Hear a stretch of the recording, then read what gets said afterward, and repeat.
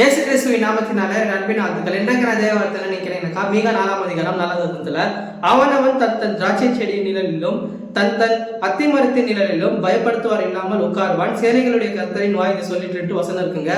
உங்களுடைய ஃபியூச்சரை குறித்து, உங்களுடைய பலவீனங்களை குறித்து, உங்களுடைய வேலையை குறித்து நீங்க பயந்துட்டே இருக்கீங்கல்ல பிரதர். ஆமா பிரதர், வேலையில பார்த்தா எனக்கு நிறைய பேர் நெருக்கடி சூழ்நிலை உருவாக்குறாங்க, அதே போல எனக்கு பிசினஸ்ல நிறைய காம்படிட்டர் இருக்கிறாங்க, எனக்கு சைட பலவீனம் வந்ததுல இருந்து நான் ரொம்ப பயப்படுறேன், எனக்கு அடுத்தது குடும்பத்தை யாரை பார்த்துக்குவாங்க அப்படின்னு யோசிச்சுட்டு இருக்கீங்களா? நீங்க எப்பேற்பட்ட பயத்துல இருந்தாலும் சரி, எந்த இடத்துல இருக்கீங்களோ கர்த்தரை நோக்கி கூப்பிடுங்க. கர்த்தர் அங்க உங்களுக்கு உதவி செய்ய போறாருங்க. உங்களுடைய வாழ்க்கையை குறித்து சரி, உங்களுடைய ஃபியூச்சரை குறித்து சரி, உங்க சைட பலவீனத்தை குறித்து சரி, பிரதர் கடன் பிரச்சனை ரொம்பவே இருக்கு பிரதர் அப்படின்னு யோசிச்சுட்டு இருக்கீங்களா?